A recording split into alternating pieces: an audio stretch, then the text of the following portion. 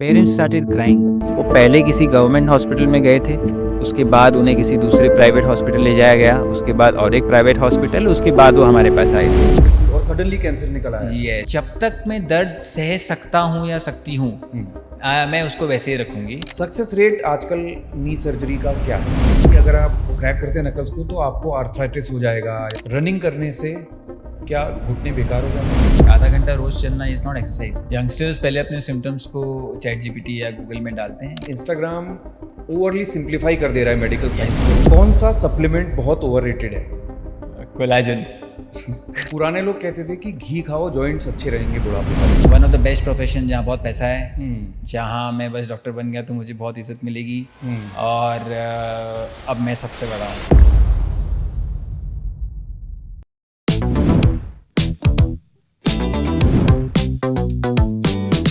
Hello दोस्तों, मैं आपका होस्ट कमलेश और आज डेल्टा पॉडकास्ट पर हैं डॉक्टर विकास दधीच, जो कि हैं एक इंटरनेशनली ट्रेंड ऑर्थोपेडिक सर्जन। क्या एक्सपर्टीज़ है इनकी? Joint replacement surgery, sports injuries, arthroscopy और ट्रॉमा केयर। बहुत सारे कॉम्प्लेक्स ट्रॉमा और इमरजेंसी केसेस इन्होंने हैंडल किए हैं, जिनमें से कुछ के बारे में आज हम जानेंगे। ऑपरेटिंग रूम के बाहर डॉक्टर विकास के व्यक्तित्व का एक और पहलू भी है। ये एक फिटनेस एंथुसियास्ट हैं, साइकिलिंग करते हैं, ट्रैवल करते हैं, ट्रैकिंग करते हैं, और आप यकीन नहीं करेंगे, ये दिल्ली से गोवा तक साइकिलिंग कर चुके हैं और इस साल ये ट्रेन कर रहे हैं हाई रॉक्स के लिए। Welcome to the podcast doctor. Thank you. Doctor साहब, पहले ये बताइए, आपने कैसे, कब ये डिसाइड किया कि मैं डॉक्टर बनूंगा, और फिर वो कौन सा एक मोमेंट था जब आपको लगा कि मुझे ऑर्थोपेडिक सर्जन बनना है? कमलेश, बहुत इंटरेस्टिंग स्टोरी है ये। मैं उस टाइम 12th में था और मुझे एग्ज़ाम देना था AIPMT का, बट समहाउ नहीं हो पाया, and then I joined microbiology BSc। सितंबर में मैं अपने डैड के पास आके उन्हें बोल रहा हूँ कि ऐसा है कि मैं आज कॉलेज गया था और मुझे अब इसमें मज़ा नहीं आ रहा है, सो मुझे हमेशा से डॉक्टर बनना था, so I would again start studying for that. उन्होंने मुझे बोला आप कीजिए, लेकिन आपको खुद डिसाइड करना है, because if you don't do it तो आपका एक साल वेस्ट भी हो सकता है। आई से ठीक है, गिव मी सम टाइम। मैंने थोड़ा टाइम लिया, सोचा, और सोचने के बाद मैंने बोला कि ठीक है, मैं आज से कॉलेज नहीं जा रहा हूँ, आई विल स्टार्ट स्टडिंग। मैंने जितनी बुक्स इकट्ठा करनी थी, जो भी मटेरियल चाहिए था, सब इकट्ठा किया। मुझे याद है ये मैंने स्टार्ट किया by end of August that year, and अगले साल अप्रैल में एग्ज़ाम था। दोज 7-8 months 9 months मैंने कुछ नहीं किया, मैंने सिर्फ पढ़ाई की है 12 से 14 आवर्स। और जब एग्ज़ाम दे के भी आया था तभी भी आई डिडंट न्यू कि कैसा जाने वाला है, कैसा रिजल्ट आने वाला है, but when the result came in I was very happy. I got into the medical college. उसके बाद 5 साल पढ़ाई, एंड देन आफ्टर 5 years मैं KEM हॉस्पिटल गया, मैंने वहाँ इंटर्नशिप की मुंबई में, and that till that time I was sure कि मुझे सर्जिकल ब्रांच में जाना है। बट इंटर्नशिप करने के बाद ये इरादा पक्का हो गया कि मुझे करना तो सिर्फ सर्जिकल ही है, मैं सिर्फ मेडिकल वाला पार्ट नहीं कर पाऊँगा, बिकॉज इंटरेस्ट सर्जिकल साइड ज़्यादा था, खासकर KEM में जहाँ पे ट्रॉमा सेटिंग ज़्यादा है, और आपको स्प्लिट सेकंड में डिसीजन लेना है। You have to be on your toes, get the right treatment for the patient irrespective of whatever circumstances जो भी है। तो उस टाइम से तय कर लिया था। फिर मैंने थोड़ा काम किया into critical care, and after that I gave my exam for post grad, got into orthopaedics, and yeah that is the story. Great. तो आपने क्या स्पेशलाइजेशंस किए हैं इंडिया में और इंडिया से बाहर? कमलेश, मैंने यहाँ से ऑर्थोपेडिक करने के बाद then I did my fellowship. So first of all I did my fellowship from Sunshine hospital in Hyderabad. It's a very good hospital. Doctor Gurava Reddy is a very famous orthopaedic surgeon, खासकर knee replacement और hip replacement में उनका एक अलग class है। So I did under him. After that, I decided to do a fellowship in South Korea. Okay. तो doctor जो चुंग है उनके अंडर मैंने फेलोशिप की इन मिनिमली इन्वेजिव, एकदम छोटे इंसिजन में नी रिप्लेसमेंट कैसे करना है, और आर्थ्रोस्कोपिकली जो दूरबीन से हम सर्जरी करते हैं, खासकर जो टूटे हुए लिगामेंट्स की, वो कैसे करनी है। आता था हमें यहाँ पे, पर उनको किस तरीके से फाइन ट्यून करना है, किस तरीके से न्यू रिसर्चेस जो हुए हैं, न्यू टेक्निक्स जो हैं, उनके साथ मैंने वो सीखा। एंड इसी दौरान मैंने अपने MRCS, जो एक member of royal college college of surgeons UK का एग्ज़ाम है, उसका पार्ट ए दिया और फिर पार्ट बी मैंने वहाँ जाके दिया, फिर वहाँ थोड़ा रहा, उनको देखा, उनके ट्रॉमा सेंटर्स से बहुत कुछ सीखा कि how quick there response system is, वो कितना जल्दी इस चीज़ को एक्सेप्ट कर लेते हैं कि ये कौन से कंडीशन में पेशेंट आया है, कौन से ब्रांचेस की इसमें ज़रूरत पड़ेगी, और कितना जल्दी उसके लिए जो रिसोर्सेज चाहिए जैसे कि ब्लड है या फिर जो भी दवाइयाँ हैं जो चाहिए, they will just make sure that everything is ready before the patient comes into the ER, and that fascinated me a lot definitely. Lovely to hear that. That sounds like very extensive experience as well as education. Thank you. So, doctor साहब आप track रखते हैं आपने कितनी surgeries कर ली, कितने नीज replace कर दिए, कितने हिप्स रिप्लेस कर दिए? Do you keep a count of that? Just curious. So ever since मैंने प्रैक्टिस स्टार्ट की है ऑर्थोपेडिक सर्जन, मैंने जितने भी केसेस किए हैं आज तक, उन सबको मेरे पास एक गूगल ड्राइव है. उस पे मैंने हर एक केस का, ऑपरेशन के पहले का एक्सरे, ऑपरेशन के बाद का एक्सरे, ऑपरेशन के डॉक्यूमेंट्स, पेशेंट के डॉक्यूमेंट्स, ये सब हर एक पेशेंट के रखे हुए हैं.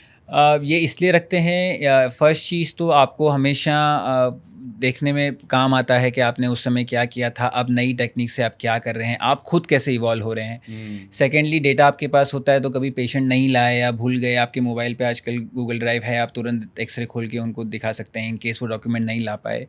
एंड थर्डली, आपको ये भी पता होता है कि आपने किस टाइप के केसेस कितने किए हैं, आप कितना आगे बढ़ रहे हैं, आप अपने खुद के प्रोग्रेस को भी जज कर सकते हैं डेफिनेटली. ओह वाह, तो ये काफ़ी सिस्टमेटिक अप्रोच है अपना पूरा डेटा अपने पास रखने की और इंश्योर करने की कि आपको पेशेंट पर भी डिपेंड नहीं होना पड़े पास रिकॉर्ड्स के लिए. कौन सी ऐसी सर्जरी थी जिसने आपको या तो बहुत ज़्यादा शॉक कर दिया, या एक सर्जरी जो आप भूल नहीं पाते अभी तक, वो ऐसी कौन सी सर्जरी है? आई एम श्योर बहुत सारे एग्जाम्पल होंगे, बट कोई एक केस आप डिस्कस करना चाहते हैं? डेफिनेटली कमलेश, ऐसे बहुत सारे केसेस हैं जो आप किसी और आइडिया से अंदर जाते हो ओटी के अंदर, एंड देन आप जब एग्जैक्टली वो केस कर रहे होते हो, आपको रियलाइज़ होता है oh shit, this is different. So ऐसे बहुत सारे केसेस हैं, बट एक केस जो मुझे बहुत ज़्यादा पसंद है और हमेशा रहता है, एक पेशेंट आए थे हमारे पास जो 38 ईयर्स के थे. वो मर्चेंट नेवी में थे. तो मर्चेंट नेवी में काम करते करते उनको एक दिन पाँव में पेन होने लगा, और वो पेन होने के बाद में वो वापस आ गए घर पे. घर पे आने के बाद उन्होंने सोचा कि कुछ नहीं है, ठीक हो जाएगा, एंड देन फॉर 2-3 मंथ्स उन्होंने कुछ नहीं किया. उनको पाँव में एक स्वेलिंग हो रही थी, नी के पास, वो स्वेलिंग बढ़ रही थी, बट ही थॉट कि ऐसा कुछ नहीं है. होता है कई बार पेशेंट्स इस तरीके से सोचते हैं कि क्या पता छोटी चोट होगी एंड काइंड ऑफ सब. एक दिन फिर हमारे पास आए हॉस्पिटल में, उन्होंने मुझे प्रॉब्लम बताई और मैंने उस टाइम उनके कुछ इन्वेस्टिगेशंस कराया, एक प्राइमरी एक्सरे कराया. एक्सरे मुझे अच्छा नहीं लग रहा था, तो मैंने उन्हें MRI के लिए सजेस्ट किया, एंड देन उसके बाद में हमने कुछ और स्कैन्स कराए. So that was tumour, malignant tumour of the bone.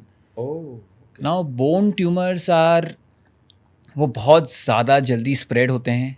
Malignant tumour, ये ऑस्टियोसार्कोमा था. अपने दर्शकों के लिए बता दूं कि मैलिग्नेंट ट्यूमर का मतलब है कि कैंसर के टिश्यूज वहाँ पे प्रेजेंट हैं. यस, और ये इसके फैलने के चांसेस भी बहुत ज़्यादा हाई होते हैं. अब इसमें ये जनरली आपके या तो घुटने के पास होगा या फिर हिप के पास होगा. ये जनरली आपके लोअर लिम्स, लोअर लेग जो होता है, उसके जॉइंट्स के आसपास ज़्यादा पाया जाता है, खासकर इस एज ग्रुप में. अच्छा. अब जब वो हमने नोटिस किया, मैंने देखा, एंड आई वाज श्योर कि दिस पेशेंट, इसको सर्जरी चाहिए. So now it becomes very difficult. आप पेशेंट को किस तरीके से बताओगे, बिकॉज पेशेंट के लिए ऐसे 3 महीने से पेन हो रहा है और कुछ नहीं है. This is how simple it is for them. बिल्कुल, और सडनली कैंसर निकल आया. Yes. जो कि नॉर्मली लोग हड्डी से एसोसिएट नहीं करते हैं. तो वो ऑस्टियोसार्कोमा था, जो एक बहुत ही ज़्यादा फैलने वाली कैंसर है बोन की. मैंने उनके वाइफ, उनके पेशेंट को, खुद को और उनके फादर को, सबको साथ में बिठा के काउंसलिंग किया. उन्होंने बताया कि हम इसमें सर्जरी करेंगे, हमें उनका जितना पाँव है, नी से लेके ऑलमोस्ट एंकल के पास तक का पाँव जो बोन है उसको निकाल देना होगा. और उसके साथ में हम वहाँ पे एक आर्टिफिशियल जो इम्प्लांट है उसे लगाएंगे, और उसके आसपास वापस उनके जो जितने भी सॉफ्ट टिश्यू हैं, मसल्स हैं, नर्व्स है, आर्टरी है, वो सब वापस लगा देंगे. बट अगर सपोज़ ये एज़ पर प्लान नहीं जाता है, तो हमें आपका पाँव घुटने के नीचे से कट कर देना पड़ेगा. अब पेशेंट उस टाइम तो ऑफ कोर्स रेडी नहीं हुए हम्म, एंड उन्होंने 1 हफ्ते का टाइम लिया.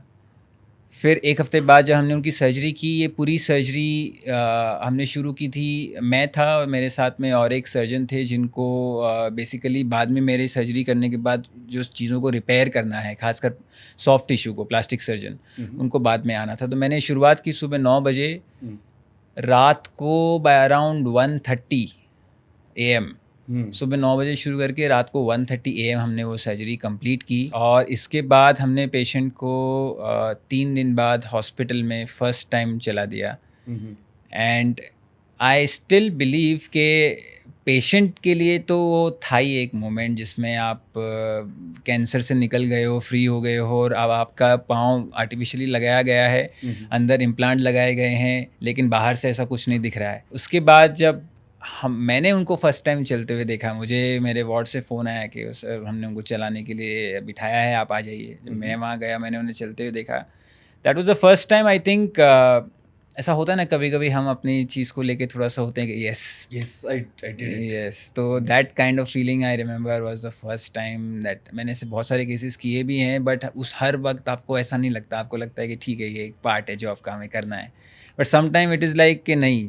यस. हाँ, बट ऐसे मैं सोच रहा हूँ 12-14 घंटे की अगर सर्जरी है, बीच में आपको बायो ब्रेक्स लेने की ज़रूरत पड़ती होगी, कुछ खाना होता होगा, पीना होता होगा, रेस्ट करना होता है, ये सब कैसे मैनेज करते हैं? सो बायो ब्रेक्स तो हम ले सकते हैं. सो हमें जब भी हम जैसे कोई बड़ी लॉन्ग ओटी है, हमें 3 घंटे हो गए, तो ऑब्वियसली टायर्डनेस, फटीगनेस होता है, और हम खुद नहीं चाहते कि जब हम फटीग स्टेट में हैं तो हम उस समय कोई भी ऐसा डिसीजन लें, कुछ माइनर चीज़ भी करें जिससे इफ़ेक्ट पे फ़र्क पड़े.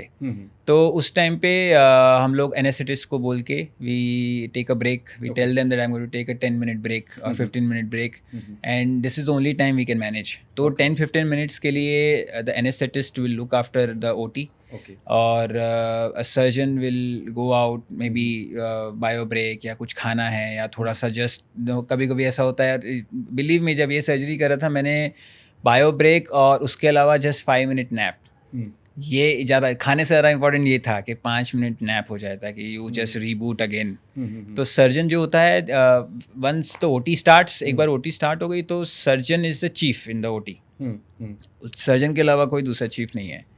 सो if you are taking care of the patient, आप पेशेंट का ध्यान रख रहे हैं, सर्जरी का ध्यान रख रहे हैं, पूरे ओटी का कंडक्ट क्या चल रहा है वो ध्यान रख रहे हैं. The fatigue is so much कि वो 5 मिनट का ब्रेक, नींद भी आपके लिए एक बहुत, it is like a relaxation. पूरी नाइट की स्लीप हो गई, इस तरीके से होता है. It really works wonder. Wonderful. ये बहुत सारी चीज़ें हैं जो शायद लोग जानते नहीं हैं, लेकिन कुछ लोग बड़े सरप्राइज होंगे ये जान के कि इतने लंबी लंबी सर्जरीज चलती हैं, और आपको ये रिस्पॉन्सिबिलिटी आपके ऊपर है कि आप पूरे टाइम अलर्ट बने रहें. यस. तो उस समय अपना खाना पीना सोना भी इसलिए है जिससे कि आप अपना 100% दे पाएँ. यस. कोई ऐसा केस कभी आया जब कोई से एक्सीडेंट का केस हो, जहाँ पे सब ने उम्मीद छोड़ दी, परिवार वालों ने उम्मीद छोड़ दी, पेशेंट ने उम्मीद छोड़ दी, और हो सकता है कहीं और लेके गए हों, उम्मीद छोड़ दी, और वहाँ पे आपको लगा कि नहीं, let me pick up this challenge and do it. ऐसा कोई आया? आपने ये क्वेश्चन पूछा है, मैं आपको एक इंटरेस्टिंग कहानी सुनाता हूँ और एक. सो मैं संडे को ऑन कॉल था उस दिन. I was on call. मैं संडे घर पे था. बाय अराउंड 10 o'clock मुझे कॉल आया हॉस्पिटल से कि एक पेशेंट आए हैं, 20-year-old गाय, मेल, बाइक से एक्सीडेंट हुआ है. और 10 बजे सुबह की बात? 10 बजे सुबह की बात है. बाइक से एक्सीडेंट हुआ है और उसका पाँव बहुत ज़्यादा डैमेज्ड है, और आप अगर अभी आ सकते हैं तो. सो संडे का डे था, ट्रॉमा केस था. जनरली क्या होता है कि ट्रॉमा केस आता है तो आई विल गो, मैं स्टेबलाइज़ करूँगा पेशेंट को, और जैसी भी कंडीशन होगी उसको प्लास्टर देना है उस समय के लिए, या उसको कोई और ट्रीटमेंट उस समय जो देना है इमरजेंसी में वो देंगे. एंड देन हम 6 घंटे का ब्रेक लेंगे ताकि वो पेशेंट कुछ ना खाए, कुछ ना पिए 6 घंटे, एंड आफ्टर 6 घंटे आप ऑपरेट करेंगे. मैं वहाँ गया. नाउ दिस हिस्ट्री उसकी ये है, वो बाइक पे सुबह सुबह तो डिलीवरी बॉय थे. बाइक पे सुबह सुबह अपने डिलीवर करने जा रहे थे। किसी दूसरी बाइक ने उनको एग्जैक्टली परपेंडिकुलर, यानी जहाँ पे वो बैठे हैं उसके एग्जैक्टली परपेंडिकुलरली आके हिट किया। इसकी वजह से उनका जो लेग है वो पूरी तरीके से डैमेज हो गया। वो पहले किसी गवर्नमेंट हॉस्पिटल में गए थे, उसके बाद उन्हें किसी दूसरे प्राइवेट हॉस्पिटल ले जाया गया, उसके बाद और एक प्राइवेट हॉस्पिटल, उसके बाद वो हमारे पास आए थे। तो 3 जगह जा चुके थे? 3 जगह जा चुके थे, और 3 जगह उन्हें कहा गया कि आपका पाँव इतना डैमेज है कि इसे हमें कट करना होगा। तो उनका जो फुट है, फ्रॉम फुट डाउन पूरा का पूरा सारे के सारे बोन्स दिख सकते थे, सारे मसल्स, नर्व, आर्टरी, सब कुछ आप सामने नेकेड आई से देख सकते थे, सब कुछ खुला हुआ था, क्रश हो गया था। और ये जो पार्ट था इतना ऊपर से, उन्हें कहा गया था कि आपका नी के नीचे से हम पाँव को कट कर देंगे। सो ये आए हमारे पास, मैंने वो देखा है, मैं तुरंत समझ गया कि this is not the ordinary case. पहले तो समझ नहीं आ रहा था क्या करना है, टू बी ऑनेस्ट। मुझे भी ये लग रहा था कि अगर मैं कुछ कर पाया तो ठीक है, पर अगर मैं नहीं कर पाया तो ये तो एम्पुटी होगा, वही ऑप्शन बचता है। तो ऐसा नहीं है कि मुझे पेशेंट को एक्सप्लेन करना है, बिकॉज पेशेंट को ऑलरेडी पता है, 3 जगह से सुन लिया है कि एम्पुटेशन हो जाएगा। बट अगर मैं कुछ कर पाया, भी तैयार है कि हाँ, फैमिली भी रेडी है, बिकॉज दे आर लाइक कि अभी ये है सामने, इतने लोगों ने बोल दिया तो उम्मीद तो हार ही चुके थे। सो मैंने स्टार्ट की सर्जरी, बाय अराउंड 12 o'clock मैंने उसकी सर्जरी स्टार्ट की, और ये शाम में ख़त्म हुई 7 बजे के आसपास। 7 hours, नो ब्रेक, नथिंग। वो जिक्सॉ पजल खेलने में every artery, every nerve, every muscle, every bone, everything, I had to put in a lot of wires to make it hold, the foot to hold. वो इतना easy नहीं था, वो आप एक साइड से उसको लगा रहे हैं, वो दूसरे साइड से कोलैप्स हो जाता था। तो ये तो एक तरह से पाँव बनाना जैसा हो गया, स्टार्ट yes. से जैसे आप पाँव को कंस्ट्रक्ट कर रहे हैं। यस, उसमें खाली इतना थैंकफुली इतना था कि जो आर्टरीज और नर्व्स थे वो थोड़े से प्रोटेक्टेड थे, पूरे नहीं थे, वो थोड़े हमें बनाने पड़े। पर अगर वो बेसिक आर्टरी सपोज जो ब्लड ला रही है, अगर वही नहीं होती वायबल, तो हम उसको कुछ नहीं कर पाते थे। वो उस पेशेंट की किस्मत है। आफ्टर 7 hours मैं एग्जॉस्ट हो गया। मैं उसके बाद ओटी में निकलने के बाद पेरेंट्स को एक्सप्लेन किया। मैंने उनको तभी भी ये बताया कि हमने कोशिश पूरी की है, बना दिया है, लेकिन अभी आगे देखना होगा। Next day when I went to the ICU, मैंने उस बच्चे को बोला कि आप प्लीज़ अपना पाँव चलाइए, और उसने उंगली चलाना स्टार्ट किया। मेरे हाथ में कैमरा था, मैंने उसी समय वो वीडियो रिकॉर्ड किया। एंड उसके बाद जब मैं बाहर गया, उसके पेरेंट्स को दिखाया, पेरेंट्स स्टार्टेड क्राइंग। वो रोने लगे ज़ोर ज़ोर से। अगर कोई दूसरा होता तो वो सोच रहा होता कि क्या पता क्या न्यूज़ दिया है मैंने उन्हें। डॉक्टर साहब, इतनी हज़ारों सर्जरी आपने कर ली हैं, कभी ऐसा होता है कि अभी भी आप किसी केस को स्टार्ट करने से पहले नर्वस फील करते हो, कभी हाथ कांपता हो? कमलेश, अब वो नर्वसनेस तो नहीं होती है, हाँ, बट ये ज़रूर है कि आप एक केस करने के पहले वो पूरा केस अपने दिमाग में एक बार रिप्ले कर लेते हो। आपको पता होता है कि मुझे यहाँ पे ये प्रॉब्लम आने वाली है, और आप एंटिसिपेट कर लेते हो चीज़ों को थोड़ा सा अर्ली। और कई बार आप केसेस में सरप्राइज भी हो जाते हो कि आपने ये सोच के गए थे कि A चीज़ होगी, और आपने जैसे ही उसको खोला है तो आपको एक अलग ही चीज़ मिल रही है अंदर, C, D, may be anything. पहले ऐसा होता था कि स्टार्टिंग में होता है कि आप जब नए नए ऑर्थोपेडिक सर्जन हो या कोई भी सर्जन हो, आप पहले तैयारी करके जाते हो, लेकिन जब आप अंदर जाते हो कुछ और मिलता है तो आप थोड़ा सा नर्वस हो जाते हो कि क्या पता मैंने जो स्टेप किया वो राइट है कि नहीं है, वो मैं सही कर रहा हूँ कि नहीं कर रहा। You question yourself. अब वो चीज़ नहीं है। हाँ, बस इतना है कि आई एम प्रिपेयर्ड नाउ कि कुछ मैं मान के चल रहा हूँ कि A होगा। एक्सरे में A दिख रहा है, MRI में A दिख रहा है, सब में A दिखने के बावजूद भी वो Z हो, उसका कोई गारंटी नहीं है कि वो A ही होगा। अब वो एलिमेंट ऑफ सरप्राइज के ओ शिट ऐसा भी हो सकता है, ऐसा नहीं है। अब पता है कि हाँ हो भी सकता है, why not, because human body.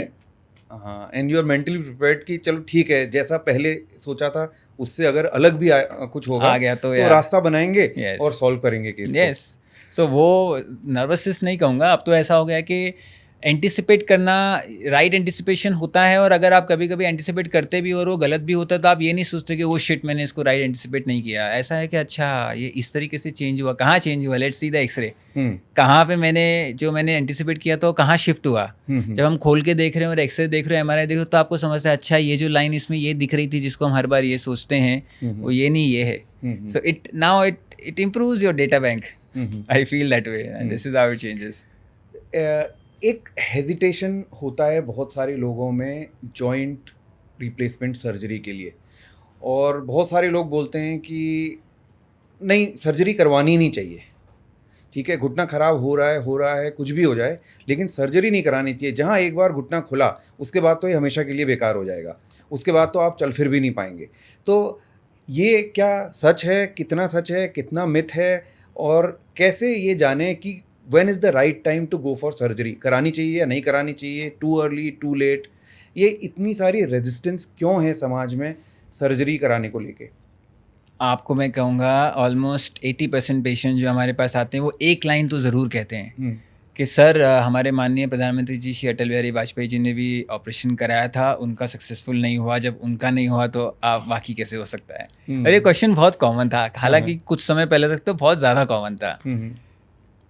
ऐसी कैसा है ना, एक ट्रेंड में आपको कंपैरिजन, फिर इस पॉइंट पे आता हूँ, पहले एक ट्रेंड कंपेयर करते हैं।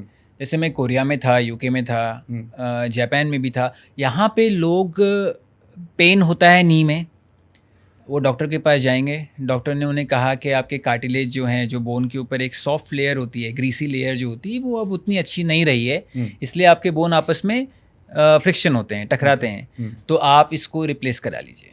सो वहाँ पे patient first of all financial backing होता है, वहाँ पे सबके पास इंश्योरेंस होता है। सेकेंडली पेशेंट भी ओपनली सोचता है कि ठीक है, अभी मेरे को पेन हो रहा है, मैं अपने नॉर्मल काम नहीं कर पा रहा या नहीं कर पा रही हूँ, पेन सहने का तो कोई मतलब नहीं है, तो हम इसको तुरंत रिप्लेस कराते हैं and then we can live our life. तो बाद में फिर वापस घूमने जा रहे हैं, अपना नॉर्मल लाइफ जी रहे हैं। इंडिया में जो हमने देखा है कॉन्सेप्ट ये है कि जब तक मैं दर्द सह सकता हूँ या सकती हूँ, मैं उसको वैसे ही रखूँगी, और उसके बाद अगर सपोज मैं बिल्कुल ही नहीं चल पाया तो मैं जाके इसको ऑपरेट करा लूँगा।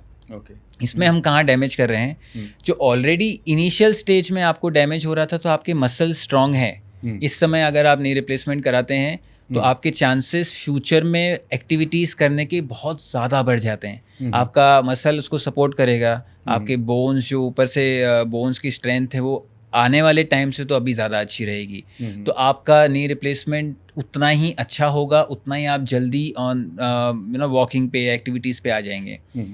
और आजकल जो इंडियन पेशेंट्स हैं उनको भी रियलाइज़ हो रहा है कि नी पेन को सहने से अच्छा नी रिप्लेसमेंट करा के पेन फ्री लाइफ रखना बहुत ज़्यादा इंपॉर्टेंट है। आजकल पेशेंट्स आते हैं टाइमली, वो अपने नी को दिखाते हैं, अगर हम उनको नी रिप्लेसमेंट सजेस्ट करते हैं तो वो रेडी हो जाते हैं। उन्हें पता है कि उन्होंने भी कराया है, उन्होंने भी कराया है, मेरे पास वालों ने कराया है, रिलेटिव ने कराया है, उनको देख रहे हैं अच्छे चलते हुए। तो अब लोगों में ये जागरूकता आने लगी है कि हाँ, नी रिप्लेसमेंट कराने के बाद नॉर्मल लाइफ जी जा सकती है। ऐसे बहुत ज़्यादा कुछ चेंज नहीं होता है। कुछ चीज़ें चेंज हो सकती है, जैसे आप को ज़मीन पे बैठना बहुत ज़्यादा नहीं अलाउ करेंगे, बट आप चल सकते हो, अपनी एक्टिविटीज़ कर सकते हो, और वो भी pain free. That is more important I guess patient के लिए। आज के टाइम में पेन के साथ आपके पास आएँ और उनके लिए ज़रूरी है कि पेन ना हो। So yes, the trend is changing, people are getting more aware, और कुछ लोग जो नहीं होते हैं इस बारे में अवेयर, हम उन्हें ट्राई करते हैं कि उन्हें राइट गाइडेंस करें कि आप ये कराने से आप और अच्छी तरीके से फंक्शन कर पाएंगे, आपका जो प्रोडक्टिवनेस है वो बढ़ेगा, घर में भी, घर के बाहर भी। आप अपने बच्चों के साथ, ग्रैंड डॉटर्स, ग्रैंड सन के साथ घूम सकते हैं, फैमिली के साथ बाहर जा सकते हैं without pain. You don't have to worry about it. So yes, it is changing in India. Okay, तो आजकल सर्जरी में क्या एडवांसमेंट्स हुए हैं? रोबोटिक सर्जरी के बारे में मैंने सुना। क्या वो बेटर टेक्निक्स हैं पहले से? सी, रोबोटिक सर्जरी का जो मेन पॉइंट हमें समझना है कि रोबोट सर्जरी नहीं कर रहा है। आप एज अ डॉक्टर रोबोट को गाइड करते हो, उनके आर्म्स होते हैं, रोबोट हैज़ आर्म्स, और आप एज अ डॉक्टर वहाँ उससे गाइड करते हो जिससे वो पर्टिकुलर आर्म उस फैशन में बोन के पास जाते हैं। तो जो हम बोन कट्स लेते हैं, जैसे सपोज अगर मैं विदाउट रोबोट ले रहा हूँ और एक कट को, तो रोबोट अपने साथ जब लेगा तो उसमें 0.1 mm 0.2 mm रिफाइनमेंट आएगा। वो रिफाइनमेंट कैसा है? डेफिनेटली अच्छा है। तो रोबोटिक सर्जरी अच्छी है, नॉर्मल कन्वेंशनल सर्जरी अच्छी है।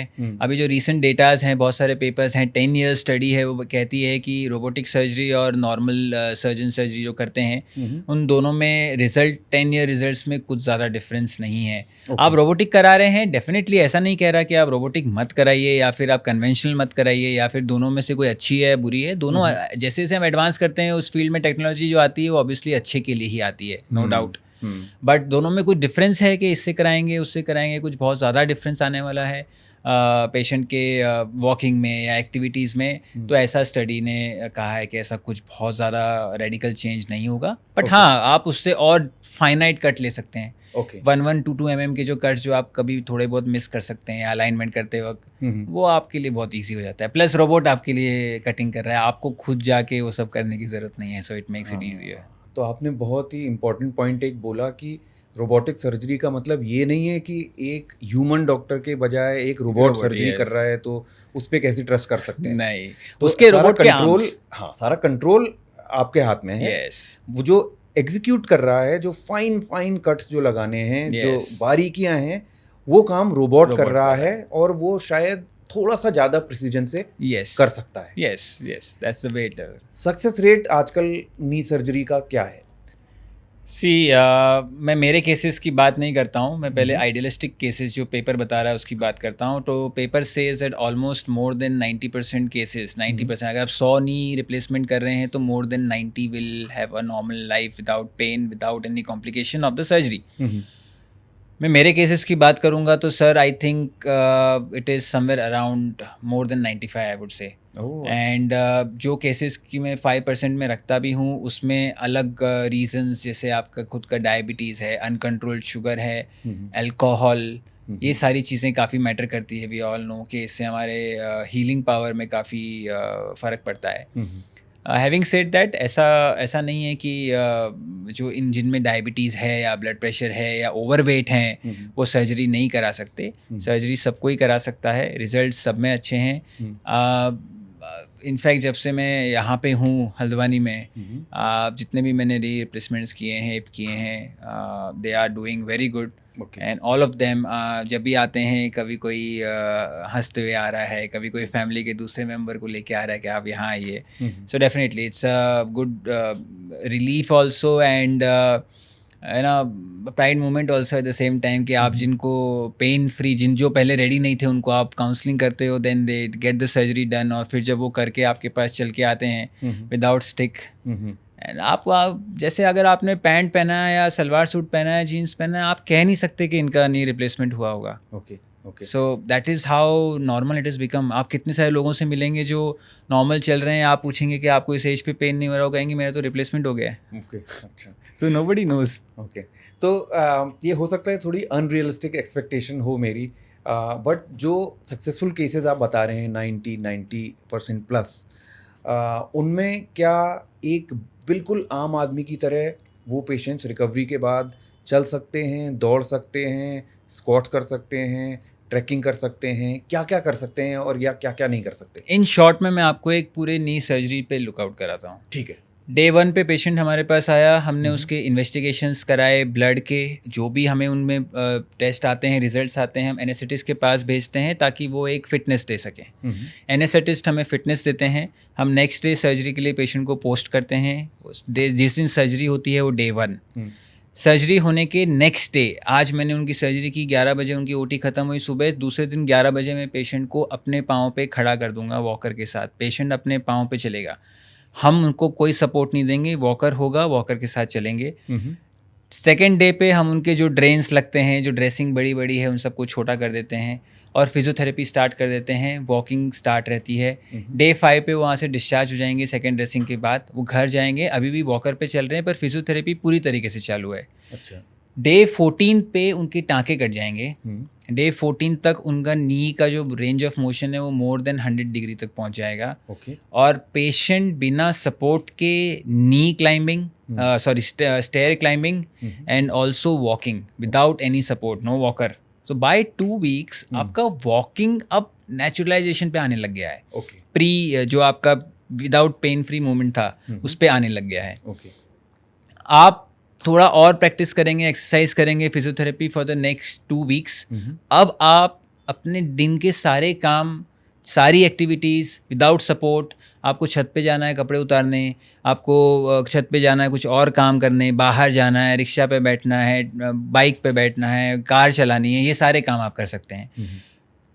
लॉट ऑफ पेशेंट्स जिनको ट्रैकिंग करना है, जिनको साइकिलिंग करना है, स्विमिंग करना है, ये सारी एक्टिविटीज़ को करते हैं और कर सकते हैं। आज के टाइम पे इम्प्लांट इतने अच्छे हैं कि उनका ड्यूरेबिलिटी अच्छी है and patient can do these activities. हम खाली पेशेंट को स्क्वाटिंग पोजीशन में बैठने के लिए थोड़ा सा अवॉइड करने कहते हैं for the initial 6 months, because उस पर नी पे बहुत ज़्यादा प्रेशर आता है। हम चाहते हैं कि उस समय तक उनके जो नी मसल्स हैं वो फिजियोथेरेपी से और स्ट्रॉन्ग हो जाएं, ताकि अगर वो स्क्वाट पोजीशन में बैठते भी हैं तो उनको उठने के लिए नी जो आपके थाई मसल्स हैं, हैमस्ट्रिंग मसल्स हैं, वो सपोर्ट करें।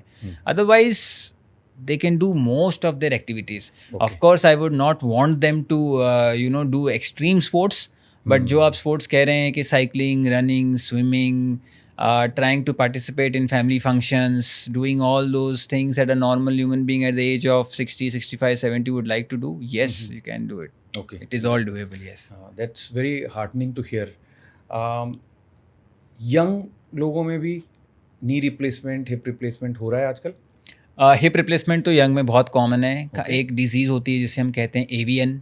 एवियन इज़ जिसके अंदर आपके हिप के अंदर जो बॉल होती है उसमें ब्लड फ्लो अच्छा नहीं होता, और वो ब्लड फ्लो अच्छा नहीं होने की वजह से आपका जो बॉल है वो सिकुड़ जाता है, और सिकुड़ने की वजह से आप उस पर चल नहीं पाते, तो हिप रिप्लेसमेंट करना होता है। Very common hip replacement, lot of people get it done at young age, और उनमें कोई कॉम्प्लिकेशंस नहीं होते हैं। They generally do very good. अभी मेरे एक पेशेंट थे जिनका एंक्लाइजिंग स्पॉन्डिलाइटिस एक डिजीज़ होती है जिसमें आपकी स्पाइन फ्यूज़ हो जाती है। इज़ द सोल मेंबर जो काम करता है अर्निंग पर्सपेक्टिव से। तो वो आए थे मेरे पास हिप पेन के साथ। हमने उसका एक हफ्ते में एक हिप रिप्लेस किया और नेक्स्ट हफ्ते में दूसरा हिप रिप्लेस किया। अभी कल परसों ही वो ओपीडी में आए थे। चलते हुए आते हैं, हमेशा चलते हुए आते हैं। खुद अपने हाथ से कुछ बनाया हुआ खाने के लिए ज़रूर लेके आते हैं, but he is doing absolutely fine. He is doing all his activities. हर बार मेरा एक ही क्वेश्चन होता है, आपको काम में तो कोई तकलीफ नहीं है? एंड ही इज़ लाइक, मुझे कोई प्रॉब्लम नहीं है। वो आते हैं ऐसे ही घूमते हैं, उनका यहाँ पे कोई रिलेटिव रहता है, उनसे मिलने आते हैं, हाय हेलो करते हैं, चले जाते हैं। और नी रिप्लेसमेंट जनरली तो नी रिप्लेसमेंट यंग पेशेंट्स में नहीं होती है, बट जैसे किसी को ट्रॉमा हुआ है, बहुत गंदा नी का फ्रैक्चर हुआ है और उसकी वजह से उनके लिगामेंट्स और उनके सारे कार्टिलेजेस जो हैं लंबे समय से डैमेज हैं, अब वो पेन फ्री नहीं है, तो आप उनमें अर्ली स्टेज में नी रिप्लेसमेंट कर सकते हो। कुछ जगह पे हम एक हाफ नी रिप्लेसमेंट करते हैं जिसको यूनिकॉन्डाइलर नी रिप्लेसमेंट कहते हैं, जिसमें आप पूरी नी को रिप्लेस नहीं करके सिर्फ एक कॉन्डाइल जो ख़राब है उसको रिप्लेस कर देते हैं। ये यंग एज में ज़्यादा होता है, और मेरा तो थीसिस टॉपिक था। तो मैंने 3 साल इस टॉपिक पे, ऑक्सफोर्ड नी एक नी है जो मोबाइल बेरिंग होती है, उसमें patients can do very well for a very long period of time. So yes, it can be done, but generally हमने यंग पेशेंट्स में नी रिप्लेसमेंट थोड़े कम देखे हैं। हैविंग सेड दैट 50 के बाद में इंडिया में भी आजकल कॉमनली नी रिप्लेसमेंट होने लग गए हैं। ओके, तो ये तो हुआ करेक्टिव एक्शन सर्जरी। प्रिवेंट करने के लिए क्या क्या स्टेप्स लेने चाहिए people in their 20s 30s? क्या क्या डेली स्टेप्स लें वो, जिससे कि उनको नी की समस्या या कोई भी ऑर्थोपेडिक रिलेटेड, एजिंग से रिलेटेड समस्या ना आए? उसके लिए कुछ किया जा सकता है? डेफिनेटली किया जा सकता है। आई एम हैप्पी कि आपने क्वेश्चन पूछा है। सी, क्या हो गया ना, हम प्रोग्रेस कर रहे हैं, तो आज के टाइम पे हमारा सारा काम मोबाइल से, लैपटॉप से हो जाता है, और ये अच्छी बात है। मैं ये नहीं कह रहा कि इसमें इसका कोई भी रिलेशन, हम ये नहीं कह सकते कि मोबाइल लैपटॉप की वजह से हम रिस्ट्रिक्ट हो गए, लेकिन क्योंकि हमारा काम बहुत ईजीली एक बटन पे हो जाता है, हम मोस्ट ऑफ द टाइम बैठे होते हैं, और बैठने की वजह से जितना हम बैठते हैं, जितना हम बॉडी को कम यूज़ करते हैं, जब तक हमारा बोन लोड नहीं होगा, जब तक उस पर कोई लोड नहीं पड़ता है, मसल्स जो होते हैं they do not perform well. When they do not perform well, आप थोड़ा भी चलने जा रहे हो तो सारा का सारा, क्योंकि मसल पावरफुल नहीं है, बोन में उतना स्ट्रेंथ नहीं है, तो सारा का सारा प्रेशर आपके जॉइंट्स पे आ रहा है, एंड दैट वो उस समय से जॉइंट जो है आपका थोड़ा आवाज़ करेगा, थोड़ा उसमें पेन होगा। कभी आप ऑकवर्ड कुछ देर बैठ गए तो उसमें सडन पेन हो जाएगा। आपने बहुत दिनों बाद अपने बच्चे के साथ कहीं घूमने जा रहे हैं, उसने बोला डैडी लेट्स जंप, आपने जंप किया, आपको पेन स्टार्ट हो गया।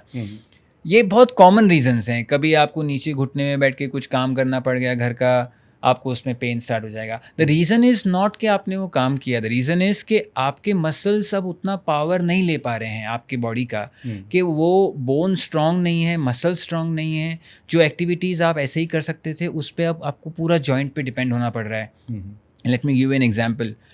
आज के टाइम पे 45-50 एज के नीचे हर दूसरा पेशेंट जो ओपीडी में आता है इज़ विटामिन डी डेफिशिएंट, और विटामिन डी डेफिशिएंट यानी उसका नॉर्मल से हाफ भी नहीं है। I am saying 1/4 vitamin D is there, जो कि नॉर्मली 1 होना चाहिए। So almost 75% loss of vitamin D in every patient. Vitamin D का एक सिंपल सा रूल है, आप बाहर अपने जब सन में जाते हैं, सनलाइट में, यूवी वाले सनलाइट में नहीं बट नॉर्मल जो मॉर्निंग रेज होती है, अर्ली मॉर्निंग रेज, जब सन रे आपके स्किन पे लगेगी, आपका स्किन का कोलेस्ट्रॉल एर्गोस्ट्रॉल में कन्वर्ट होगा, एंड देन ये एर्गोस्ट्रॉल लिवर में जाता है, किडनी में जाता है, प्रोसेस होता है, विटामिन डी बनता है। विटामिन डी बॉडी से कैल्शियम को अब्जॉर्ब करता है, आपके खाने में जो आप कैल्शियम खा रहे हो उसको अब्जॉर्ब करेगा, अब्जॉर्ब करके बोन में शिफ्ट कर देगा। अगर सपोज आप बहुत कैल्शियम खा रहे हो पर विटामिन डी नहीं है, तब ये कैल्शियम किडनीज में जाता है, स्टोन बनते हैं। सो कैल्शियम हम खा रहे हैं, आप अच्छा मिल्क प्रोडक्ट खा रहे हो, आप अच्छी चीज़ें खा रहे हो, आपने अपना ध्यान रखा हुआ है, पर आपके बॉडी का विटामिन डी लो है, वो विटामिन डी नहीं होगा तो एब्जॉर्ब ही नहीं होगा, एब्जॉर्ब नहीं होगा, बोन तक नहीं पहुंचेगा। आपको धीरे धीरे बोन पेन स्टार्ट होगा, सुबह सुबह उठेंगे तो पाँव के नीचे दर्द होता है, planter fasciitis very common. First आप किसी को पूछिए, पेशेंट आएगा आपके पास, सर जैसे मैं पहला कदम नीचे रखता हूँ severe pain, I can not bear it, you get the vitamin D done very low. The nutrition wise we might take good care of ourselves, we are getting information from everywhere, but हम जब उसको अपने सही function के लिए use करना है, वहाँ कई बार मुझे लगता है कि हम थोड़ा सा सन का एक्सपोजर अच्छा होना चाहिए, गुड फिजिकल एक्टिविटी आपने daily at least half an our 45 minutes अपने बॉडी को देना है। ये किस तरीके से है, जैसे एक एग्जाम्पल देता हूँ क्योंकि ये बहुत ईजिली समझ में आता है। अगर आप 100 रुपये कमा रहे हैं, आप ये सोचते हैं कि मैं इस महीने का खर्चा कर लेता हूँ, जो बचेगा मैं सेव कर दूंगा, तो आपके पेरेंट्स आपको बोलेंगे नहीं बेटा आप ऐसा नहीं कर सकते। आपको क्या करना है, आपको 30 रुपये 100 में से पहले ही सेव कर देने हैं, फिर 70 में से आप चला पा रहे हो चलाओ, नहीं चला पा रहे हो मत चलाओ। वैसे ही आपके 24 घंटे हैं, मैं आपको कहता हूँ आप 1 घंटा अपने बॉडी के लिए निकालना है। उसके बाद बाकी 23 घंटे में आपकी नींद पूरी हो रही है, आपका काम पूरा हो रहा है, इन चीज़ों को आप साइड बाय साइड कर सकते हैं। Physical activity is first, sun exposure, good diet, good healthy food. Now when we say healthy तो बहुत सारी चीज़ें रैपर में भी आ रही है जो हेल्दी है, बट जितना आप अनपैक्ड यानी जो पैकेजिंग में नहीं आ रहा है, जो आप घर पे बन रहा है, आपके सामने बन रहा है, ऐसा खाना खाएंगे जो पैकेज नहीं है, प्रिजर्वेटिव नहीं है, दैट इज़ हेल्दी। अगर आप ये कह रहे हैं कि आपको कभी कभार या नॉट टाइम शॉर्टेज है, आपके पास उतना टाइम नहीं है, आपने उठा के कुछ चीज़ खा ली जैसे हाई प्रोटीन या कुछ, कोई बात नहीं, that is not the problem. मैं भी खाता हूँ, सब खाते हैं, because of life is fast, but dependence on that is not good, because आपके नेचुरली जो खाना हमें खाना है, होल फ्रूट, जैसे जूस और फ्रूट का डिफरेंस है। आप ऑरेंज है आपके पास, आपने ऑरेंज जूस बनाया, आई वुड से orange is much better because आपको फाइबर भी मिल रहा है, विटामिन सी भी मिल रहा है। Orange juice is liquefied vitamin C, आपने विटामिन सी को एक साथ में ले लिया, वो चला गया शुगर, वो कोई भी उसमें फाइबर नहीं बचा। फ्रूट का मेन काम फाइबर है, उसका काम है खाने को साथ में डाइजेस्ट करते ले जाना। So that is how it is. I suggest good food, sunlight, regular exercise and some form of meditation. If you can do these 4 things, they are absolutely brilliant for your bone and muscular health. आपने बहुत अच्छे तरीके से उदाहरण देके समझाया कि जिस तरह से आप पहले सेविंग करते हैं 100 रुपये में से 30 रुपये, और बाकी 70 रुपये का आपको जो भी करना है, जैसे खर्चा करना है आप कीजिए। तो ऐसे ही 1 घंटा कम से कम आपको डेली निकालना है एक्सरसाइज के लिए, बाकी 23 घंटे में आप जो करते हैं आप कीजिए। तो इसी से एक रिलेटेड थॉट, ह्यूमन हिस्ट्री में शायद मेरी जनरेशन वो पहली जनरेशन होगी जिसे कोई भी बोझ नहीं उठाना पड़ता। तो अब मेरे पेरेंट्स की जनरेशन तक कुछ ना कुछ वेट ऑटोमेटिकली उठाना पड़ता था, या तो सिलेंडर उठा रहे हैं, अगर बाजार में सामान लेने जा रहे हैं तो वो सामान खुद हाथ से उठा के लेके आना पड़ता था, या अगर इवन सामान होता था, लगेज होता था, उसमें व्हील्स नहीं होते थे, तो वो सामान उठाए तो नेचुरली कुछ ना कुछ सामान आप उठा रहे हैं। आप पानी की बकेट उठा रहे हैं, कई तरह की चीज़ें उठाते थे। मेरी जनरेशन वो पहली जनरेशन है जिसको सामान उठाना, weight lifting is not necessary, and I can spend my whole life without lifting anything which is Anything. more than 2 or 3 kilos. Yes. तो क्या वो एक बहुत बड़ा साइलेंट एपिडेमिक है आज की दुनिया में, एंड देयरफॉर क्या हमको वेट लिफ्टिंग करनी चाहिए to protect our muscles, to protect our bones, to protect our joints? Sir इसका आंसर इस तरीके से वापस विटामिन डी पे आते हैं. बोन पे जब तक प्रेशर नहीं आएगा, बोन ग्रोथ स्टिमुलेशन नहीं होगा. ओके. बोन का जो स्टिमुलेशन है कि मुझे ग्रो करना है, वो तब आता है जब आप बोन को लोड करते हैं. तो आप जब कोई वजन उठा रहे हैं, वजन खींच रहे हैं, पुश कर रहे हैं, कोई एक्टिविटी कर रहे हैं जिसमें आपने फोर्सफुली वजन उठाना, मतलब ये नहीं कि सिर्फ लोहा ही उठाना है, आप कोई चीज़ को बहुत फोर्सफुली पुल कर रहे हैं, आपके सारे मसल्स टाइट हैं. व्हेन दिस हैपेंस, आपके बोन से जो हॉर्मोन्स निकलते हैं, vitamin D is also hormone by the way, ये जो हॉर्मोन्स निकलते हैं ये ब्रेन के पास जाते हैं, टेलिंग देम कि bone is under stress. Brain उस टाइम पे ये केमिकल्स रिलीज करता है जो बोन के पास बोन फॉर्मिंग जो सेल्स हैं उनको एक्टिवेट कर देता है. ओके. जब तक ये स्ट्रेस बोन पे नहीं है, ब्रेन को लगता है कि बोन पे कुछ है ही नहीं, तो वो बोन को जो रेगुलरली स्ट्रॉन्ग करने वाले केमिकल्स हैं उनको एक्टिवेट ही नहीं करता. अभी एक्टिवेट ही नहीं होंगे तो कभी बनेगा ही नहीं. आप इसको इस तरीके से भी देख सकते हैं, जो आयन होता है, लोहा, आप उसको गर्म करते हो तेज आंच पे और फिर उसको आप जोर जोर से हैमर करते हो. आप जितना हैमर करते हो आप उतना उसको मेक श्योर के सारे लेयर्स साथ में आ जाएं, उसकी स्ट्रेंथ, ड्यूरेबिलिटी और बढ़ेगी. Same is with the bone. आप जितना उसको लोड करेंगे, प्रोग्रेसिव लोडिंग जो हम कहते हैं, जैसे आप जिम में जाते हैं, कई लोगों को देखते हैं कि पहला सेट जो होगा वो, अगर कोई भी एग्जांपल ले रहा हूँ, 10 kg से मारा है, दूसरा 12.5 से, तीसरा 15 से, चौथा 17.5 से. Why they are doing this is because they are slowly and eventually increasing the strength. वो सीधा जाते ही 17.5 उठाएंगे, वो फेलियर हो जाएगा और वो एक्सरसाइज उस दिन के लिए वहीं खत्म हो गई. इसीलिए आज के टाइम पे तो जिम जाना और भी इम्पोर्टेंट है. ज़रूरी नहीं सबको वेट उठाना पसंद हो, किसी किसी को डांसिंग पसंद है, किसी को रनिंग पसंद है, किसी को स्विमिंग, साइकिलिंग पसंद है. आजकल ट्रायथलॉन्स बहुत हो रहे हैं. आजकल लोगों का एक्टिविटी जैसे कैलिस्थेनिक्स की तरफ बहुत ज़्यादा है. People are trying different thing. कोई भी अच्छा या बुरा नहीं है. आप ये नहीं कह सकते, कोई उठ के ये नहीं कह सकता कि आपको पता है gym is superior to calisthenics और कैलिस्थेनिक्स इज सुपीरियर टू पिलाटे.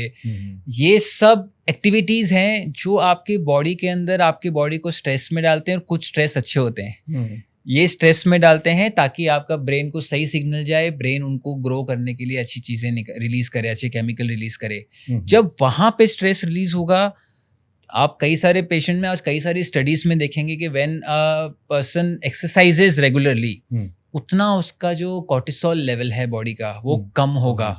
उससे brain stress and other stress कम होंगे, बेली फैट कम होगा, फेशियल पफिनेस कम होगा, नींद अच्छी आएगी. Regular exercise can just overturn the entire chemical formulation of the body and the brain, and it is wonderful. So मेरे हिसाब से आप ट्रैकिंग करना चाहते हैं, आपको बॉडी बिल्डिंग करना है, रॉक क्लाइंबिंग करना है, जो एक्टिविटी आपको सूट करे, but try and do it regularly. This is what I mean. Okay. तो अब बात करते हैं कुछ मिथ्स की और कुछ फैक्ट्स की, जो कि आमतौर पर लोगों को लगता है कि ये या तो सही है या कुछ चीज़ गलत है. तो उसके बारे में आपकी राय जानना चाहते हैं. क्रैकिंग द नकल्स, जो उंगलियां इस तरह से बजाते हैं कई सारे लोग. Yes. तो ऐसा आमतौर पे कहा जाता है कि अगर आप क्रैक करते हैं नकल्स को तो आपको आर्थराइटिस हो जाएगा या आपके हाथ के जॉइंट्स, फिंगर्स खराब हो जाएंगे. Yes. तो क्या वो उसमें कितनी सच्चाई है? कोई भी जॉइंट होगा बॉडी में, उसमें फ्लूइड होता है, जिसे हाइड्रोलिक फ्लूइड होता है, थिक फ्लूइड, थिक विस्कोसिटी, वो फ्लूइड होता है, और उसमें एयर पॉकेट्स बनते हैं. जब हम किसी चीज़ को क्रैक करते हैं तो वो जब दो चीज़ों के बीच में एयर रिलीज होती है, उस चीज़ से आवाज़ आती है, उससे बोलते हैं क्रेपिटस. ये उस तरह की आवाज़ है. क्या ये आवाज़ अपने आप में आना आर्थराइटिस का सिग्नल है? नहीं. बट क्या ये बार बार करने से आर्थराइटिस होगा? हो भी सकता है, बिकॉज आप बार बार अगर अपने नकल्स को या अपने बोन पार्ट को क्रैक कर रहे हो तो आप उसको कंटिन्यूसली स्ट्रेस में डाल रहे हो, फ्रिक्शन में डाल रहे हो, और वो आपस में रगड़ेंगे तो उसमें आर्थराइटिस ज़रूर हो सकता है. हैविंग सेड दैट, कभी चलते हुए आपको पाँव में क्रैक किया, वैसे आवाज़ आती है क्रेपिटस की, या फिर कहीं आप कुछ काम कर रहे हो, आपका सडनली मूवमेंट किया and there is a noise there without any pain, do not worry about it. If it is repetitive, it comes and goes all the time and it is now causing you problem, you should then see a doctor for sure. Okay. बहुत सारे लोग ऐसा बोलते हैं कि ठंडे की वजह से मेरे जोड़ों में दर्द हो रहा है, या बादल लगे हैं तो इसलिए मेरे जोड़ों में ज़्यादा दर्द हो रहा है, क्या कोई कोरिलेशन है? कोरिलेशन है। हम्म, सो जब भी ठंडी का मौसम होता है, हमारे जो मसल्स हैं वो सब स्टिफ होते हैं। साथ में जब मसल स्टिफ होगा तो आपके बोन जो जॉइंट के अंदर एक कैप्सूल होता है, जिस कैप्सूल के अंदर फ्लूइड जमा है, वो भी स्टिफ होता है। हम्म, अगर वहाँ पे ऑलरेडी आपको आर्थराइटिस है या नी इन्फ्लेमेशन है, हम्म, और जैसे ही वो टाइट होगा तो वो, क्योंकि ऑलरेडी उसमें जलन है और अब वो टाइट हो रहा है तो जलन और बढ़ेगी। ओके, तो जाड़ों के दौरान या फिर जब बहुत ज़्यादा ऐसा मौसम हो, रेनी वाला मौसम हो, पेशेंट्स की शिकायत बढ़ जाती है कि हमारे जॉइंट पेन ज़्यादा हो रहे हैं, खासकर इस सीज़न में ज़्यादा होते हैं। वो सिर्फ एक सोच नहीं है, it is the reality, it can cause a lot of pain. ऐसे ही सेम अगर रात में आप एसी में सो रहे हैं, तो उस समय भी कई लोगों को, उनको एसी चाहिए, ठंडा चाहिए, लेकिन बिकॉज जॉइंट पेन होता है तो वो एसी चला के नहीं सोते हैं, फिर वो ऐसे ही सोते हैं बिकॉज उसमें पेन उनका बहुत ज़्यादा सीवियर हो जाता है। यस। रनिंग करने से क्या घुटने बेकार हो जाते हैं? नहीं, definitely not. Okay. Running, in fact running to some level is very good. Hmm, now when I say some level is, अगर आप कम्पिटिटिव भी कर रहे हैं, अगर आप सही फॉर्म में कर रहे हैं, रेगुलरली अपने नी का ध्यान रख रहे हैं, आप अननेसेसरीली हॉपिंग या जंपिंग बहुत ज़्यादा नहीं करके नॉर्मल रिदम पेस में चल रहे हैं, आपके क्वाड्रिसेप और हैमस्ट्रिंग मसल स्ट्रॉन्ग है, काफ स्ट्रॉन्ग है, तो running is same as any other activity. Only thing is, अगर आप कंटिन्यूस हार्ड सरफेस पे चल रहे हैं, जैसे टारमैक हो गया, आपका रनिंग सिर्फ टारमैक पे है, आप कोई भी लॉन वाले सरफेस पे या फिर कोई स्मूथ मडी सरफेस पे नहीं चलते हैं, तो एक डायरेक्ट इम्पैक्ट डेफिनेटली आता है। बट रनिंग से जॉइंट खराब हो रहा है क्या बार बार क्योंकि आप उसको कर रहे हैं? नहीं, बट रनिंग कौन से सरफेस पे कर रहे हैं, कितना आपके मसल में पावर है। आपने 1 महीना कुछ नहीं किया, 1 साल कुछ नहीं किया, आज आपका मन आया कि मैं अब एक्सरसाइज करूंगा, आपने फर्स्ट चीज सोचा कि मैं पहले रनिंग करता था, आज मैं रनिंग करता हूँ आधा घंटा, आपने 6 किलोमीटर रन कर लिया हाफ एन आवर में, your knees are going to get troubled because आपका कोई मसल स्ट्रेंथ नहीं है, आपने ऐसे ही लोड कर दिया नी को। डेफिनेटली देयर इज, वो तो हर कोई भी बोन में आप ऐसा करेंगे तो उसमें प्रॉब्लम आएगी। ओके, आजकल एक ट्रेंड है बेयरफुट रनिंग का, या बेयरफुट को सिमुलेट करने वाले शूज़ भी आ रहे हैं, तो क्या वो जस्ट एक फैड है या फिर एज एन ऑर्थोपेडिक स्पेशलिस्ट क्या बोलेंगे आप? एज एन ऑर्थोपेडिक स्पेशलिस्ट तो मैं बोलूँगा कि आप जूते अच्छे पहन के वॉक कीजिए या रन कीजिए जिसमें अच्छा कुशन हो। मुझे बहुत ज़्यादा आइडिया तो नहीं है कि बेयरफुट का क्या रोल है, बट इतना मैं कह सकता हूँ कि अगर आपको बेयरफुट करना पसंद है तो आप एक नोन टेरिटरी में कीजिए। जैसे आपके घर के बाहर कोई लॉन है, आपको पता है कि यहाँ कोई भी कूड़ा करकट या इस तरह के कोई शार्प चीज़ें नहीं होगी, आप वहाँ कीजिए। आपको अपने कोई ट्रैक है, जॉगिंग ट्रैक, आपको पता है कि ये स्पेशलाइज्ड रनिंग के लिए, आप वहाँ कीजिए। बट बेयरफुट चलना और बेयरफुट रनिंग करना ऐसे टेरिटरी में जो आपको पता नहीं है कि वहाँ क्या है, कोई चीज़ चुभ जाती है, कोई चीज़ लग जाती है, plus as a orthopaedic surgeon तो मैं आपको बोलूँगा कि आप कुछ ना कुछ नीचे अच्छा शू वेयर, फुटवेयर पहनिए और फिर करिए ताकि वो जॉइंट के लिए ईजी हो। आप जितना बेयरफुट करेंगे उतना आपके जॉइंट्स पे ज़्यादा, जितना आप हार्ड सरफेस पे कर रहे हैं और डायरेक्ट कर रहे हैं, देख कुछ कुशन होना चाहिए बीच में जो नीचे का प्रेशर आपके बोन पे जाने के पहले, जॉइंट पे जाने के पहले थोड़ा सा एब्जॉर्ब कर ले। दैट इज़ वाई आप देखेंगे इतने सारे टेक्नोलॉजीज आ रहे हैं, नए नए शूज़ ब्रांड बन रहे हैं नई चीज़ों के साथ, और हर कंपनी यही कह रही है कि इसमें ज़्यादा शॉक एब्जॉर्बिंग है। वो शॉक इसलिए एब्जॉर्ब करना है ताकि आपके नी को शॉक ना लेना पड़े। सो आई थिंक बेयरफुट आप करना चाहें कर सकते हैं, बट ऑर्थोपेडिक सर्जन की तरफ से तो it is shoes on. Make sense.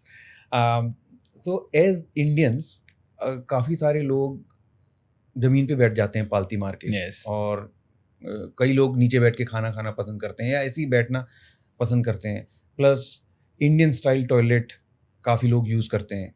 ये दोनों चीज़ें नी जॉइंट के लिए कैसी हैं? सर हम वापस वहीं आ पहुँच गए।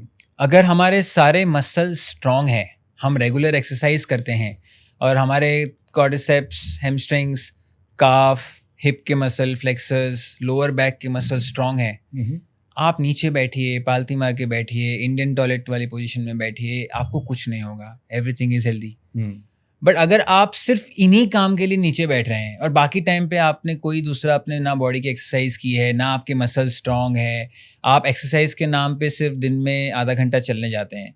एक बहुत बड़ा मिथ है इंडिया में ये भी कि हम आधा घंटा रोज़ चलते हैं तो मतलब हम एक्सरसाइज कर रहे हैं। नहीं, आधा घंटा रोज़ चलना हमारी नेसेसिटी है। जैसे ब्रीथिंग हमारी नेसेसिटी है, आधा घंटा रोज चलना इज नॉट एक्सरसाइज, वो तो आपको चलना ही है, उसके अलावा आपको एक्सरसाइज करनी है। तो वो जब आप करते हैं, अपने मसल्स को स्ट्रांग बनाते हैं, तो आप स्क्वाटिंग पोजीशन में बैठिए, it's very good, why not. आप जब स्क्वाट्स कर रहे हैं जिम में भी, आप स्क्वाटिंग पोजीशन में बैठ रहे हैं, आप कोई दूसरी एक्सरसाइज करने के लिए नीचे बैठ रहे हैं, you are doing those exercise. Only thing is वो मसल पहले स्ट्रांग कर लो, जिससे आप, जिस पे डिपेंडेंट आप वो एक्टिविटी करने वाले हो, वो स्ट्रांग नहीं है, पर आपको नीचे भी बैठना है, then it's a red flag. अब बात करते हैं थोड़ा टेक्नोलॉजी की। आजकल गूगल अवेलेबल है सबके फ़ोन पे, एआई अवेलेबल है, और लोग डॉक्टर के पास जाने से पहले और जाने के बाद भी हर चीज़ एआई से पूछते हैं या गूगल पे चेक करते हैं। तो आपके पास भी पेशेंट्स आते होंगे, कोई ऐसी बहुत ही वियर्ड सेल्फ डायग्नोसिस कोई आपके पास लेके आया हो जो आपको लगा हो कि अब मैं कैसे अब क्या बोलूं? सर ये बहुत ज़्यादा कॉमन है यंगस्टर्स में।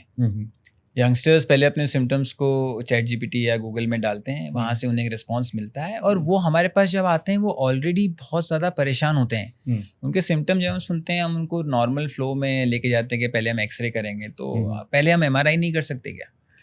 तो question comes like this, that makes, initially क्या होता था ना, हम ऐसे सोचते थे कि ऐसे क्यों पूछ रहे हैं। अब हमें पता है कि इन्होंने कुछ ना कुछ स्टडी किया है, तो my next question would be, चलो लेट्स टॉक अबाउट इट, हमें एमआरआई क्यों करना है, और मैं चाहता हूँ उन्होंने जो भी पढ़ा हो पहले मेरे सामने बताएं, और यंगस्टर्स को साथ में रखने के लिए, सी बिकॉज सोसाइटी में ये चीज़ है, अभी हमारे पास टेक्नोलॉजी है, और हम जब भी परेशान होते हैं हम यूज़ करते हैं, तो उसको डिनाई करने के बदले what I have started doing is I ask my patients कि आपने कहाँ से पढ़ा है, and let's verify it together। तो मैं उनके सामने अपनी जो डेस्कटॉप है उस पर मैं जो उन्होंने देखा है, कहाँ देखा है, उसको खोल लेता हूँ, उनके साथ पढ़ता हूँ, फिर उनके साथ एक एक चीज़ को डिकोड करते हैं। अच्छा ये पॉइंट लिखा है लेकिन इसमें ये भी होना चाहिए था, आपको ये है क्या? पेशेंट बोलते नहीं नहीं है। जब हम उनका डायग्नोसिस बना लेते हैं, एक्सरे के बाद हमारा डायग्नोसिस बन गया, फिर मैं उन्हें नाम देता हूँ कि आपका डायग्नोसिस है, अब आप जाके इसके बारे में आराम से बैठिए, पढ़िए, ताकि आपको इस बारे में राइट इन्फॉर्मेशन मिले। नेक्स्ट विजिट में जब आप आएंगे मेरे पास, तो आप उस चीज़ के साथ आइए कि कैसा लग रहा है। Most of the times it is working very good with the patient, because उनको भी अब रियलाइज़ होने लगा है कि हाँ ठीक है, मैंने वहाँ डाल लिया, अपने सिम्टम्स डाल लिए, लेकिन उससे वही डिजीज़ है क्या वो ज़रूरी नहीं है, बिकॉज एआई के पास डेटाबेस है, वो कहीं से भी लिंक करके आपको एक भी केस हुआ होगा इस टाइप का आपके सिम्टम से रिलेटेड कहीं पे भी वर्ल्ड में, वो आपको दिखा देगा कि आपको ये डिजीज़ है, भले ही आप उसके आसपास भी नहीं है। तो पहले हमें कॉमन देखना है, तब जाके हमें अबनॉर्मल, एक्सट्रीम अबनॉर्मलिटी की तरफ जाना है।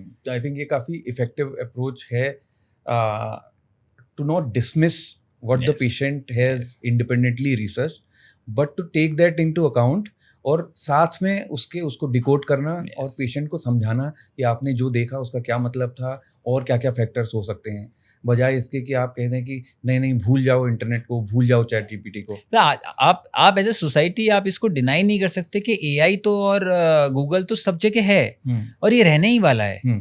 अब मैं भी अगर टीवी लेने जा रहा हूँ, तो मैं पहले तो मैं दुकान पे जाके पूछ लेता, लेकिन आजकल कैसा है, पहले मैं अपनी स्टडी करूंगा, कंपेयर करूंगा, 4 नए टीवी रखूंगा, चारों के बारे में पता करूंगा, और जब मैं दुकानदार के पास पहुंचूंगा मैं उसको पूछूंगा इसका रैम ये है, इसकी टेक्नोलॉजी क्या है। दुकानदार को भी पता है कि मैंने स्टडी कर लिया है। करेक्ट। और कई बार तो जो सेल्स पर्सन होता है वो उतना अपडेटेड नहीं होता है जितना कस्टमर होता है। तो आई थिंक जो लोग आते हैं हमारे पास, इट इज़ नेसेसरी कि हम उनको उन्हीं के साथ मिलके ये करें। मिलके करना is much important than dismissing और गेटिंग इरिटेटेड ऑन दैट। आजकल इंस्टाग्राम पे बहुत सारी हेल्थ इन्फॉर्मेशन आती है। कौन सा ऐसा बहुत बड़ा मिथ है जो आपको लगता है इंस्टाग्राम पे लोग प्रोपेगेट कर रहे हैं, which is not backed by medical science? मुझे ऐसा लगता है कि जो पोस्चर करेक्टर्स आते हैं ना, आप ये पहन लीजिए, इसका आपका पोस्चर स्ट्रेट हो जाएगा, आप ये इजी सॉल्यूशंस, मुझे ऐसा लगता है कि हम लोग इजी सॉल्यूशंस में नहीं जाने चाहिए। There is no easy solution for the body. आपको अगर कोई पोस्चर मेंटेन रखना है तो उसके लिए आपको उस मसल को स्ट्रॉन्ग करके रखना है, वो ज़्यादा अच्छा है। दिस एंटायर फैड के ये कर लो, ये ईजिली हो जाएगा, जो भी चीज़ ईजिली हो रही है, आई वुड से नॉट फॉल इनटू इट। या सो इन अ वे इंस्टाग्राम ओवरली सिंप्लीफाई कर दे रहा है मेडिकल साइंस को, हर चीज़ को बिल्कुल डम डाउन कर दे रहा है, and here's the problem, this is a quick fix, जो कि ज़्यादातर केसेस में ठीक नहीं होता। अब इतने सारे चीज़ें इन्वॉल्व है ना बॉडी में, इतनी सारी एक साथ में इन्वॉल्व है। ऐसा नहीं है कि एक हो रहा है फिर दूसरा इवेंट हो रहा है, तीसरा हो रहा है, ये सब साथ में हो रहा है। उसको आप इतना सिंप्लीफाई नहीं कर सकते। अब एक रैपिड फायर राउंड करते हैं। Yes, sure. मैं आपसे क्वेश्चन पूछूंगा, जो भी पहला जवाब आपके दिमाग में आ रहा है वो बताइए। सबसे खराब डेली हैबिट क्या है नीज के लिए? बहुत कम एक्टिविटी करना। ओके। एक फूड जो सबको खाना बंद कर देना चाहिए?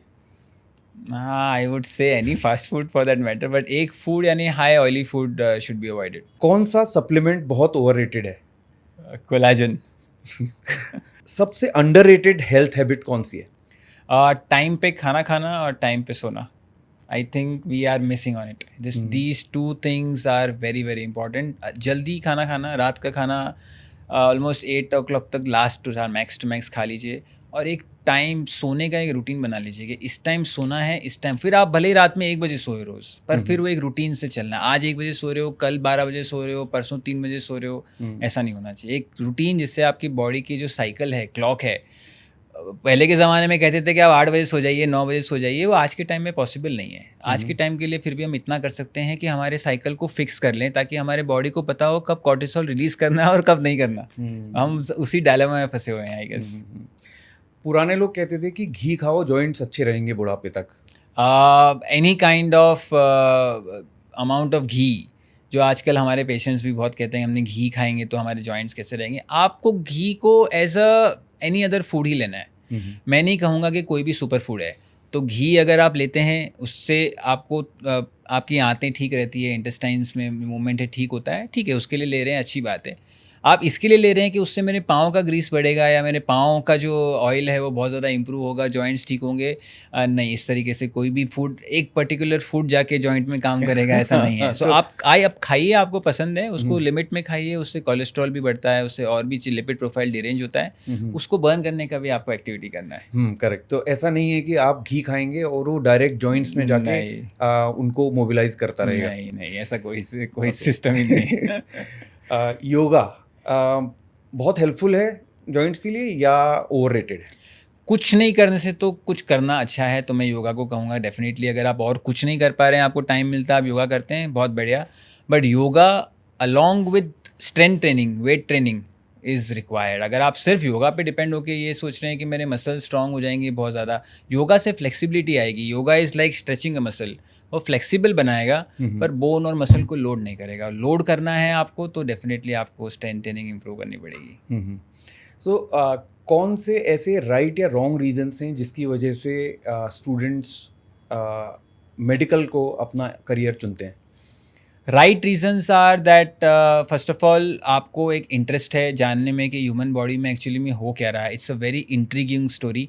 Human body is not only biology but also physics. जैसे हम ऑर्थोपेडिक में तो पूरा ही बायो और फिजिक्स है, तो आपको नॉट ओनली बायोलॉजी पार्ट देखना है but physics part, how do external factors effect the body. अगर आपको इन सब चीज़ें जानने का इंटरेस्ट है, आपको अच्छा लगता है कि कैसे कौन सी चीज़ें हमारी बॉडी को किस तरीके से इफेक्ट करती है, हम उसको कैसे चेंज कर सकते हैं, मॉडिफाई कर सकते हैं, कैसे हम किसी को डिजीज़ फ्री कर सकते हैं या डिजीज़ को मॉडिफाई कर सकते हैं, अगर आपका ये इंटरेस्ट है। सेकेंडली, अगर आपको एक्चुअली में इसको और प्रोग्रेसिव तरीके से और स्टडी करना है, आपका पेशेंट केयर नहीं करने का आपका मूड है, लेकिन आपको ये है कि मैं इसको और कैसे इम्प्रूव करूं, तो आप इस मेडिकल साइंस में जाके इनको इम्प्रूविंग टेक्नोलॉजीज़, बायोटेक्नोलॉजीज़ इसमें हेल्प कर सकते हैं। Also you can make sure that जो भी आपने पढ़ाई ली है, आप कोई भी स्टडीज़ करते हो, तो आपको उसमें एक एम होता है कि मुझे इसके अंदर नई नई जो टेक्नोलॉजीज़ आ रही है उनके साथ में हमारे बॉडी के फंक्शंस को कैसे इंप्रूव। जैसे ऑर्थोपेडिक्स है, किसी का ट्रॉमा हो गया, पाँव कट गया, पाँव कटने के बाद आप कैसे उस सेम अलाइनमेंट को आर्टिफिशियली प्रोड्यूस कर सकते हो। आज के टाइम में IIT कितने सारे IIT इंस्टीट्यूट्स हैं दिल्ली, बॉम्बे, जो इस पे वर्क कर रही हैं कॉन्स्टेंटली कि how can we make it perfectly normal. Artificial limb जो आर्टिफिशियल लगे ही ना। Wrong reasons, first of all, is that you feel that it's a very one of the best profession जहाँ बहुत पैसा है, जहाँ मैं बस डॉक्टर बन गया तो मुझे बहुत इज्जत मिलेगी, और अब मैं सबसे बड़ा हूँ। I think most fallible reason is that के no matter what you do, what studies you do, आपको उसको प्रैक्टिस करना है। दैट इज़ वाई वी से हम वो प्रैक्टिस करते हैं, because it's constant practice. You just keep on doing things every day. You cannot say that मुझे पूरा आता है, doctor cannot say that. You have to just keep on brushing up everything every day. आप 9 time 10 time या 9000 time knee replacement करने जा रहे हो तो भी आप वो एक्सरे देखते हो और एक बार सोचते हो अच्छा मेरे सारे स्टेप ABCD चेक है, ये चेक लिस्ट है, मुझे पूरी करनी है। So what I am hearing is कि अगर आपके अंदर पैशन है, इंटरेस्ट है, तब आप मेडिकल लाइन को एज करियर चुनिए, लेकिन सिर्फ पैसा कमाने के लिए अगर आप चुनेंगे तो शायद एक काफ़ी बड़ी गलती कर रहे हैं। पैसा कमाने के लिए फिर और बहुत सारे ब्रांचेज हैं। आई बिलीव कि अगर आपको सिर्फ पैसा ही कमाना है तो आज के टाइम पे बहुत सारे ब्रांचेज हैं जहाँ पे आप पढ़ाई कीजिए, पैसा कमाइए। ये ब्रांच मुझे लगता है बहुत टाइम कंज्यूमिंग है और चैलेंजेस बहुत ज़्यादा है। तो अगर आप उन चैलेंजेस को सॉल्व करने के लिए और फेस करने के लिए रेडी हो, आपके अंदर वो एबिलिटी है कि ठीक है money is there not there secondary, but challenges मुझे वो पसंद है, तो आप डेफिनेटली आइए इस ब्रांच में और इसको एक्सप्लोर कीजिए। जितने लोग जुड़ते जाएंगे उतना नया कुछ एक्सप्लोरेशन होते जाएगा, नो डाउट। बहुत बढ़िया। So thank you so much doctor Vikas Dadhich for coming to delta studio podcast. मुझे पूरा यकीन है कि लोगों ने आज बहुत सारी नई नई चीज़ें जानी होंगी, समझी होंगी। आपका बहुत बहुत धन्यवाद। Thank you, Kamlesh ji, for making me come here, speak with you. I really enjoyed talking with you. Thanks a lot. दोस्तों, हमने बात की डॉक्टर विकास की जर्नी के बारे में और बेटर जाना एक सर्जन की लाइफ और एक्सपीरियंसेस को। साथ ही साथ हमने उनसे उन बहुत सारे प्रश्नों के उत्तर जानने की कोशिश की जो आमतौर पर आप सबके दिमाग में घूमते होंगे ऑर्थोपेडिक सर्जरी को लेकर। अगर आपको ये एपिसोड पसंद आया हो और आपको फ़ायदा हुआ हो इसे देख के, तो शेयर कीजिए ये एपिसोड किसी और के साथ जिसे फ़ायदा होगा ये देख के। Thank you.